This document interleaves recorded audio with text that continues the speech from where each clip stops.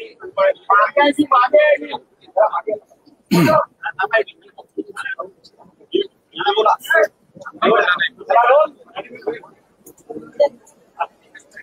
शेतकरी दिवस आहे। सर्वप्रथम मी पूर्ण राज्याच्या शेतकऱ्यांचे, देशाच्या शेतकऱ्यांना या दिवसाच्या शुभेच्छा देतो।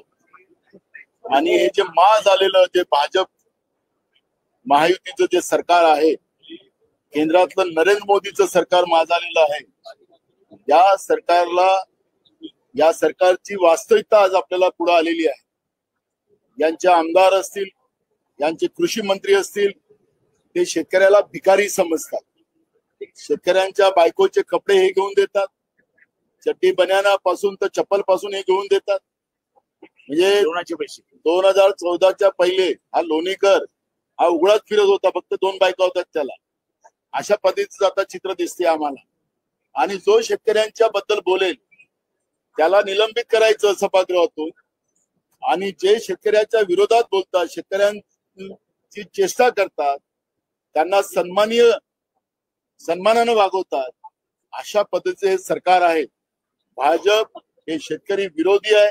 आज महाराष्ट्रामध्ये अवकाळी पावसामुळे शेतकरी उद्ध्वस्त झालेला आहे। पिकं नाहीशी झालेली आहे। शेतीचा हंगामाला शेतकऱ्यांजवळ पैसे नाहीत। घेतलेलं जे धान्य होतं त्याचे पैसे अजूनपर्यंत शेतकऱ्यांनी दिले नाही। बोनस देण्याचं आश्वासन दिलं, ते बोनस शेतकऱ्यांना देत नाही।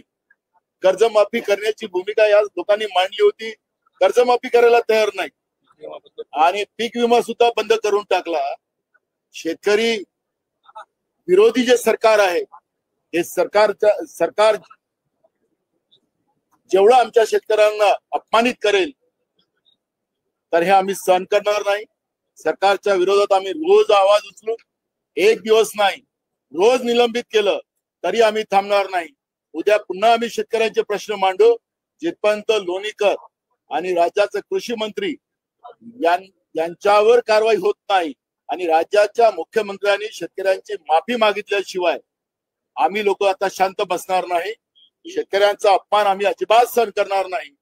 या पद्धतीची आमची भूमिका आहे। रोज आता हा विषय आम्ही मांडू, रोज अध्यक्षाच्या माध्यमातून त्यांना आम्हाला निलंबित करायचं असेल तर करा, पण या प्रश्नाला आता आम्ही मागे पडणार नाही। शेतकऱ्यांची कर्जमाफी असेल, अवकाळी पावसाचे पैसे असतील, शेतकऱ्यांच्या शेतीमालाचे प्रश्न असतील, हे घेतल्याशिवाय आता या सभागृहामध्ये आम्ही शांत बसणार नाही, अशी भूमिका आता आमची आहे।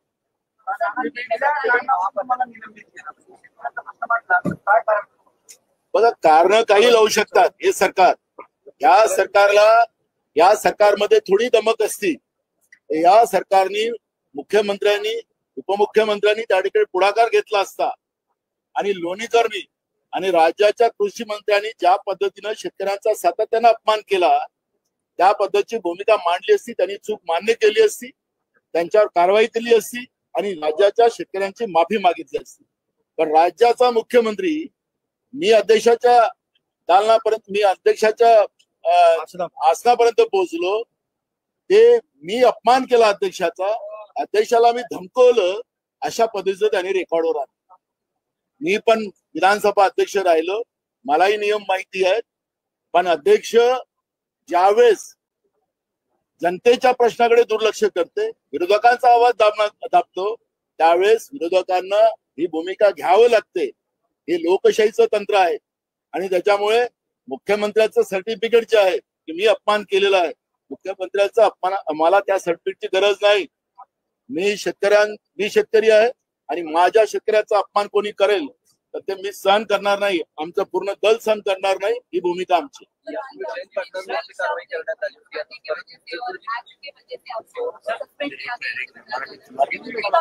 मराठी संपू द्या, मराठी संपू द्या। असं आहे, असं एक मुख्यमंत्र्यांनी असं आहे की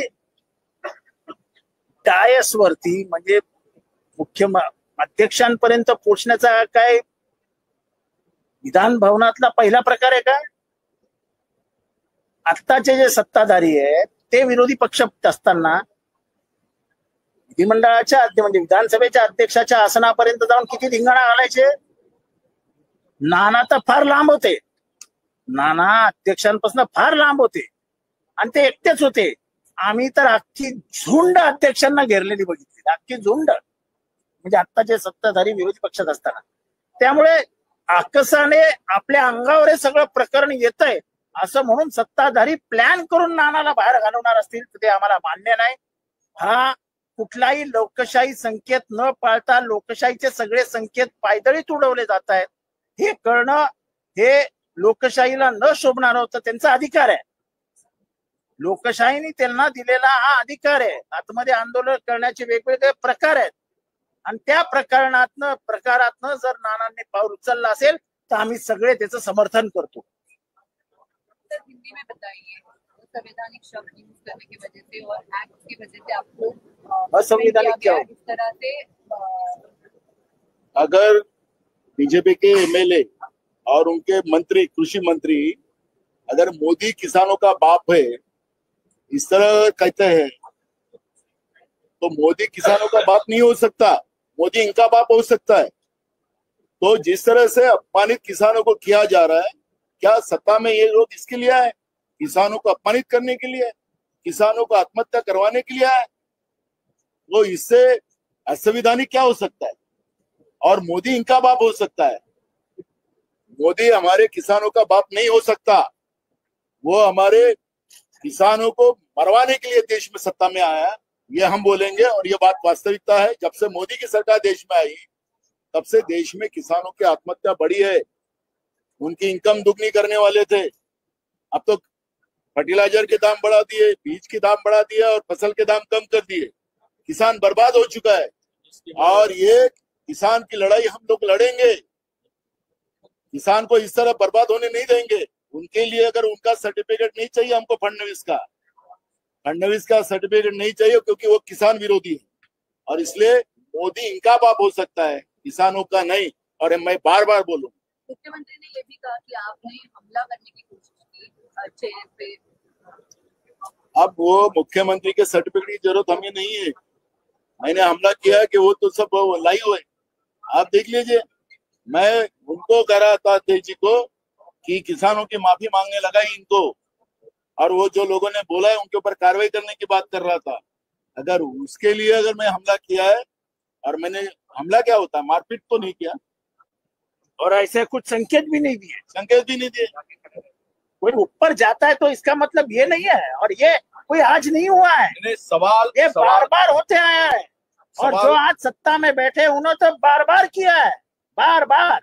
सवाल यही है कि क्या किसानों को न्याय दिलाने के लिए किसानों का अवमान जो किया है उस बारे में अगर रूलिंग पार्टी का एक्स मिनिस्टर और एमएलए जिस तरह का भाषा का प्रयोग किया